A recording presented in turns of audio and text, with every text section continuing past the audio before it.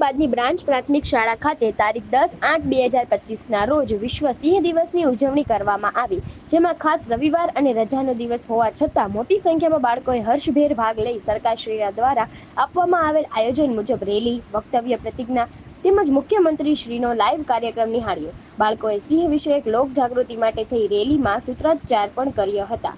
Reporter Kalu Shah, Kanojiya, Jafrabad.